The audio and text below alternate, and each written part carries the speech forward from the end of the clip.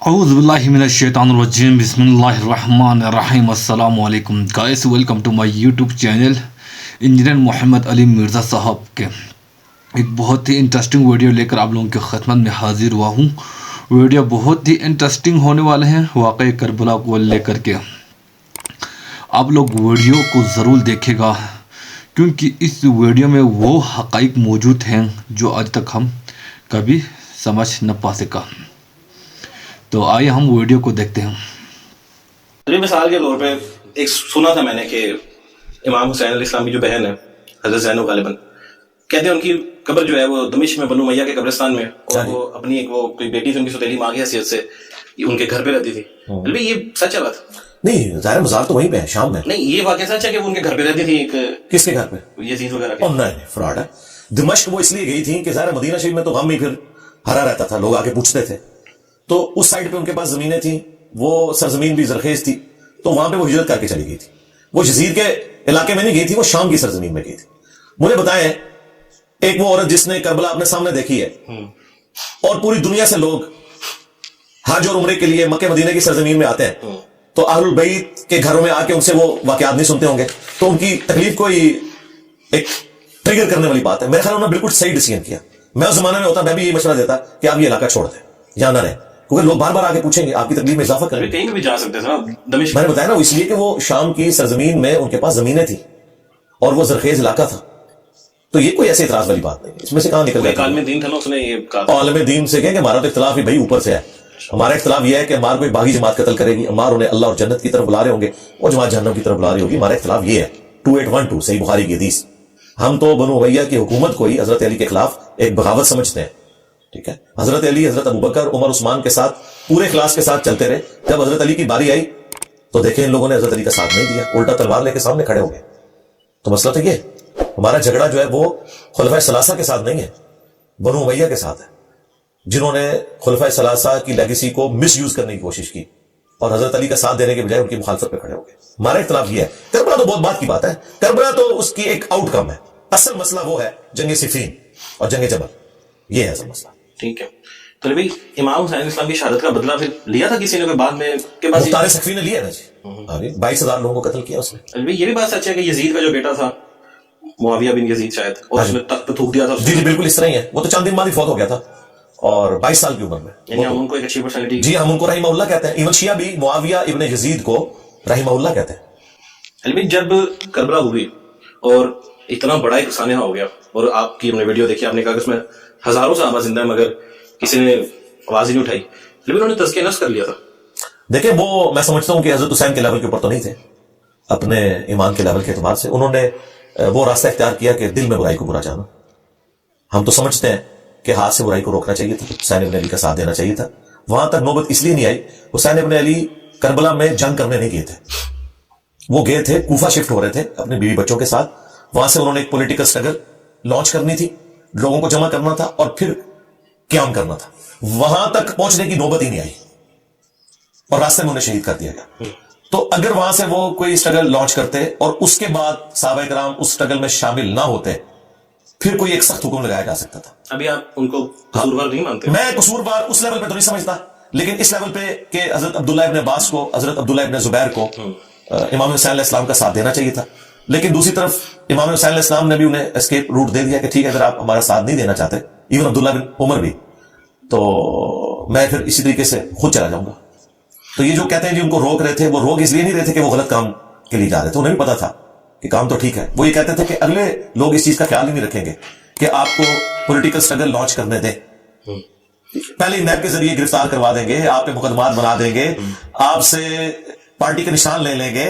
آپ سمجھ رہے ہیں؟ نہیں, میں آپ کو آج کی لینگویج میں بتا رہا ہوں, یہ آج کی لینگویج میں بتا رہا ہوں اس لیے کہ تاکہ نوجوانوں کو پتا چلے کہ کیا ہوتا ہے کہ پولیٹیکل سٹرگل بھی نہیں کوئی کرنے دیتا. ٹھیک ہے, پولیٹیکل سٹرگل کا ہی تو مسئلہ ہوتا ہے کہ جو لوگ طاقت میں ہوتے ہیں, جن کے ہاتھ میں سب کچھ ہوتا ہے نا, وہ نہ 2018 میں پولیٹیکل سٹرگل کسی کو کرنے دے رہے تھے, نہ آج 2024 میں کسی دوسرے کو کرنے دے رہے ہیں. ٹھیک ہے, وہ طاقت کا سرچشمہ ہے. اس طرح اس زمانے میں وہ آمریت, یہ آمریت ہی کی لیگیسی ہے. ہم کیوں ڈیموکریسی کے حق میں بولتے ہیں؟ اس لیے بولتے ہیں کہ آمریت ہمیں ایکسیپٹیبل نہیں ہے, یہ ہم سے جو اختلاف رائے ہے, فریڈم آف ایکسپریشن ہے, وہ چھین لیں گے, ہمیں حق نہیں دیں گے کہ ہم اپنی بات رکھ سکیں. ٹھیک ہے. تو علی بھائی اگر امام حسین علیہ السلام شہید ہو رہے ہیں اور اتنے زبردست کریکٹر والے صحابہ بھی خاموش رہ سکتے ہیں, تو علی فلسطین میں جو ہو رہا ہے اس پہ اگر آج ہم جیسے بزدل مسلمان خاموش ہیں, ٹھیک ہے چلیں ایسے چلیں, ہم تو کوئی بزدل نہیں, اللہ کے فضل سے ہم تو بولے بولیں گے نا, لیکن وہ بھی بولتے ہی ہوں گے کہ غلط کر رہے ہیں مت کرو. نہیں, بات یہ ہے ہمارے ہاتھ میں کون سا سلطہ ہے, ہمارے پاس کون سا رائٹ ہے, آپ کمپیریزن ذرا دیکھیں نا. اور یہاں سے کون سی ایک ماڈرن فوج بنی ہے جو جہاد کرنے جا رہی ہے اور ہم اس کا حصہ نہیں بنے, ذرا بتائیں. یا ہمیں دعوت ملی ہے کہ جی ہاں یہ اس طریقے سے, بیلچوں پہ تو نہیں گولیاں روکی جاتی, اور وی لاگس کے ذریعے تو نہیں گولیاں روکتی. اور مجھے بتائیں جتنے لوگ وی لاگس بنا رہے ہیں ان میں سے ابھی تک کسی کی شہادت کی خبر نہیں آئی ہے. ہمیں تو پتا چلتا ہے کہ وہ بجائے مشرق کے مغرب میں چلے گئے ہیں, بولے جانا اس طرح تھا کہیں اور چلے گئے کسی ٹور کے اوپر. وہ آپ نے جو منع کیا وہ سب کو اچھا, میری بات پہ اگر چلنا ہے تو پھر میں اگلی بات بھی کر رہا ہوں کہ یہاں سے جا شروع کریں. تھانوی رسول اللہ, چشتی رسول اللہ پارٹیاں جو ہیں ان کے بزرگوں کو ایکسپوز کریں اور قرآن و سنت کی صحیح توحید اور ختم نبوت سمجھائیں تاکہ ہمیں ٹرو دین پتہ چلے. تو میری اس بات پہ کیوں نہیں عمل کرتے وہ؟ آپ کون ہے جس کو فالو کریں؟ آپ کوئی نہیں, آپ نے ابھی کہا ہے نا کہ مجھے فالو کر رہے ہیں اس لیے وہاں نہیں جا رہے, تو میں نے کہا کہ اگر وہ ٹھیک ہے, اگر یہ کر رہے ہیں تو ٹھیک ہے, پھر یہ والا بھی کام کریں نا. اگر مجھے مکمل طور پہ انہوں نے سمجھتے ہیں کہ میں قرآن و سنت کی روشنی میں صحیح بتا رہا ہوں تو میں تو یہ بھی کہہ رہا ہوں, تو میری اس بات کے اوپر بھی عمل کریں. ٹھیک ہے. علی صلح حسن پہ آپ پہ بہت اعتراض اٹھ رہا ہے کہ آپ اس کی سند نہیں بیان کر رہے, کیا وجہ؟ بھائی صلح حسن تو ختم ہو چکی, صلح حدیبیہ کی طرح وہ ختم بے شک ہو چکی, سند تو بتائیں نا. سند ہم نے کیوں بتانی ہے؟ سند تو ہم نے تب بتانی ہے جب کوئی کہے کہ صلح حسن نہیں ہوئی. صلح حسن تو ہوئی ہے. صلح حسن کے نتیجے میں تو 6 مہینے بعد حضرت معاویہ رضی اللہ عنہ کو حکومت سپرد کر دی حضرت امام حسن علیہ السلام نے 41 ہجری کے. تو صلح حسن تو ہوئی ہے. یہ کہتے ہیں جی شرائط بتائیں, ہم کہتے ہیں شرائط تو مسلمانوں کے مورخین نے لکھی ہیں, وہ کہتے ہیں جی سندیں پیش کریں. بھائی اگر آپ اس طرح سندیں مانگیں گے تو ہم کئی واقعات کی اسناد حدیث کی کتابوں سے تو نہیں دکھا سکتے, لیکن یہ وہ چیزیں جو ایگریڈ اپون چل رہی ہیں. مسلمانوں میں جو ہمارے اوائل کے مورخین ہیں, محدثین ہیں, کیا انہوں نے صلح حسن کی شرائط کا انکار کیا ہے؟ الٹا وہ نقل کرتے رہے.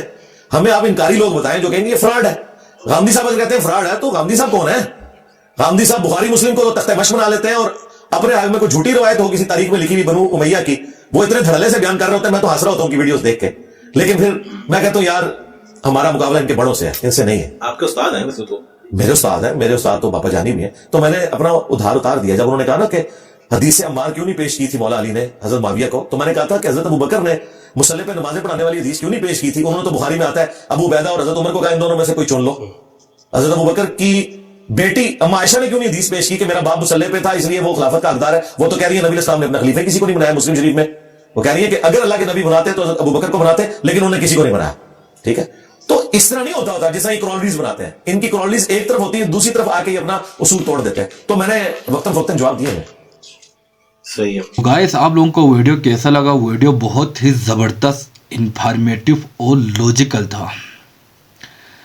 تو ہمیں جو ہے نا اسی طرح کے سچ پر منبی ویڈیو کو دیکھنا, ویڈیو کی سرچنگ کرنا اشد ضرورت ہے, کیونکہ آج کل معاشرہ جو ہے نا ایک بگڑتے ہوئے معاشرے کی طرف چل رہا ہے.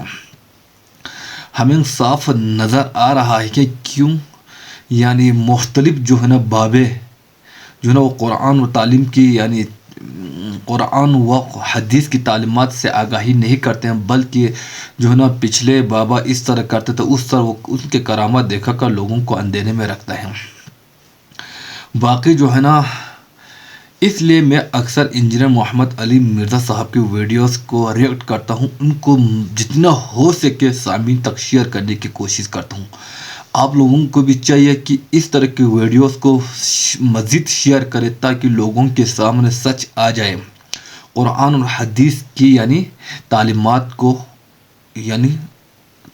آ جائے دوسرے لوگوں کے سامنے پاس بھی. تو واقعی کربلا اس ویڈیو کا ٹائٹل تھا, واقعی کربلا. حضرت امام حسین علیہ السلام جو ہے نا واقعی کربلا سے ہمیں کیا سبق ملتا ہے؟ واقعی کربلا سے ہمیں ایک سبق یہی ملتا ہے, آپ جتنے بھی کمزور بھی کیوں نہ ہو جو نا ہمیشہ یعنی اپنی ہاتھوں سے سچ کو یعنی جانے نہ دے جو ہے نا, کیونکہ یزید کی جو فوج تھے پورے دنیا میں یعنی بکھرے ہوئے تھے, پورے دنیا میں بھرے ہوئے تھے. امام حسین علیہ السلام کے پاس صرف 72 لوگ تھے, پھر بھی آپ نے یعنی ان لوگوں کے سامنے سر تو نہیں جھکا لیکن سر دینے کو رضامند ہوئے. تو ایک بات تھا، اور دوسری بات جو ہے نا حضرت امام حسین کربلا میں شہید ہونے کا ایک اور وہ یعنی سبق ہمیں یہی ملتا ہے کہ حسین علیہ السلام جب اس کے قاتل جو ہے نا اس یعنی قتل کرنے کے لیے، شہید کرنے کے لیے آپ کے پاس آئے تھے، تو آپ نے پوچھا یہ کون سی ٹائم ہے، تو اس قاتل نے جواب دیا یہ ظہر کی ٹائم ہے، ہو گیا ہے۔ تو آپ نے اس کی اجازت طلب مانگا، نماز ظہر ادا کر کے آپ مجھے شہید کر دیا۔ تو اس جو ہے نا اس جو واقعے سے ہمیں جو ہے نا ایک یہ سبق ملتے ہیں کہ نماز کی اہمیت کیا ہے۔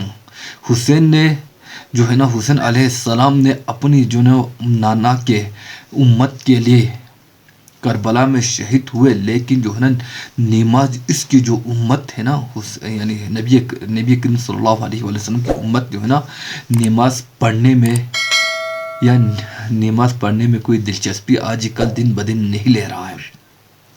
تو اس جو ہے نا واقعہ یعنی ہم سب مجلس کرتے ہیں، ہم سب مطلب ماتم کرتے ہیں، لیکن جو ہے نا حسین کا جو مین مقصد تھا وہ ماتم کرنا، مجلس کرنا نہیں تھا، بلکہ آپ کا مقصد تھا یعنی حق کی سربلندی، نماز کی سربلندی، قرآن و حدیث کی تعلیمات کی سربلندی کرنا تھا۔ انشاءاللہ اسی طرح کے انفارمیٹیو ویڈیوز کے ساتھ آپ لوگوں کی خدمت میں حاضر ہوتے رہیں گے۔ اللہ نگہبان۔ آخر میں ایک ریکویسٹ کرتا ہوں، کیوں نہ جو نا ہر انسان کی کوئی نہ کوئی مجبوری ضرور ہوتے ہیں، میرے بھی مجبوری ہیں، کیونکہ آئی بلانگ ٹو اے پور فیملیز۔ جو ہے نا میرے ویڈیوز کو لائک کرو، سبسکرائب کرو اور آگے شیئر کرو، تاکہ آپ لوگوں کی وساطت سے میرے گھر میں جو ہے نا کچھ دال پانی چلے۔ Thank you.